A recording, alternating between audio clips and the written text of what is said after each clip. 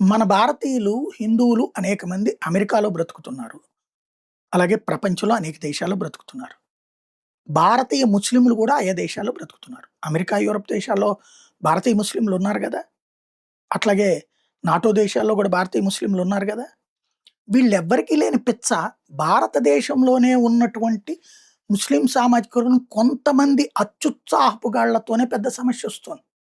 ఇప్పుడు ప్రపంచంలో ఒక సిరియా, ఒక యెమెను, ఒక లెబనాను, ఒక ఇరాకు, ఒక ఇరాను, ఒక పాకిస్తాను, ఒక ఆఫ్ఘనిస్తానులో ముస్లింలేమన్నా స్వేచ్ఛగా బ్రతుకుతున్నారక్కడ? ఒకే ముస్లిం వర్గంలోని 2 గ్రూపులే కొట్టుకు చస్తున్నారు గదా! అట్లాగే గల్ఫ్ దేశాలలో ఏమన్నా ఈ పాకిస్తాన్ ముస్లిములు, మన ముస్లిములకేమన్నా పెద్దపీట వేస్తారా? వాళ్ళేమన్నా? లేదు గదా! వాళ్ళసలు వీళ్ళని ముస్లిములుగానే చూడరు గదా! అయినా సరే ఈ పిచ్చెందుకు నాకర్థం గాదు. ఇప్పుడు ముస్లింలకొచ్చిన కొత్త కష్టం ఏంటంటే, ఇక్కడ స్వేచ్ఛగా అనుభవిస్తున్నారు. కానీ ఇక్కడ కామెంట్లు జేసేస్తారు. ఇరాన్ గొప్ప దేశం అయిపోయింది. అకస్మాత్తుగా ఎందుకు? అమెరికాని ఎదుర్కొంది గాబట్టి. అమెరికా వీళ్ళకేం అన్యాయం జేసింది? పాకిస్తాన్ భారత ముస్లింలకు కూడుబెడుతోంది గదా అది. లేదా అనేక మంది ముస్లిములు అమెరికాలో స్వేచ్ఛగానే బతుకుతున్నారు గదా! అమెరికాలో ఏమన్నా ముస్లింలకి రిస్ట్రిక్షన్స్ పెట్టారా? లేదు గదా! సెర్చ్ చేయడం ఇయన్నీ. అన్ని దేశాలు సెర్చ్ చేస్తారు. ఏం గల్ఫ్ దేశాలకెళ్తే మనల్ని ఏమన్నా సెర్చ్ చేయకుండా వదిలిపెట్టేస్తున్నారా? దానికి కాదు గదా! పోనీ అమెరికాలో నువ్వు ముస్లిం గాబట్టి నువ్వు ఉద్యోగం చేయొద్దని ఎవడనన్నా ఆపాడా? లేదే. కానీ గల్ఫ్ దేశాల్లో ఒక హిందువు గాని, ఒక క్రిస్టియన్ గాని మంత్రుంటాడా? పాకిస్తాన్‌లో గాని, లేకపోతే ఆఫ్ఘనిస్తాన్‌లో గాని ఒక హిందువు, ఒక క్రిస్టియన్‌కి ఏమన్నా ఉన్నత పదవులొస్తాయా? బట్ అమెరికాలో ఉన్నాయి, భారతదేశంలో ఉన్నాయి గదా! అయినా సరే ఈ దేశాలను ఎందుకు ద్వేషిస్తారు?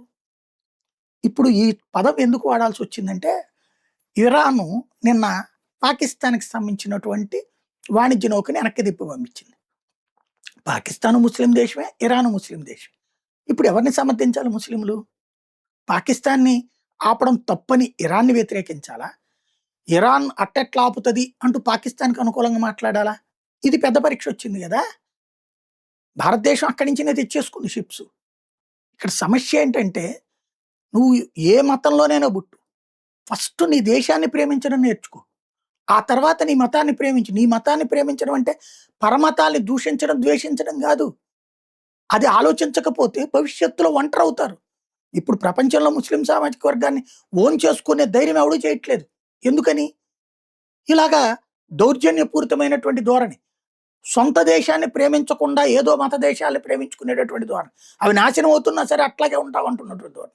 కడుపు నిండా తిని చక్కగా ఉద్యోగాలు చేసుకొని బతకండ్రా అని ఏది ఆ దేశాలేవి యూరప్ దేశాలు అవకాశం ఇచ్చినా, లేకపోతే భారత్ లాంటి చోట్ల అవకాశం ఇచ్చినా, ఇచ్చిన దేశాన్ని అమనాభూతులు తిట్టుకుంటేటటువంటి వర్గం ఒకటి తయారవుతుంటే, వాళ్ళని నియంత్రించలేకపోతున్న పెద్దల కారణంగా వీళ్ళ యొక్క మత పిచ్చ పెరిగిపోయి, ఇక్కడ కూడా మతరాజ్యాలు రావాలని కోరుకునేటటువంటి నీచమైనటువంటి మనస్తత్వం కారణంగా ఇబ్బంది ఎదురవుతుంది.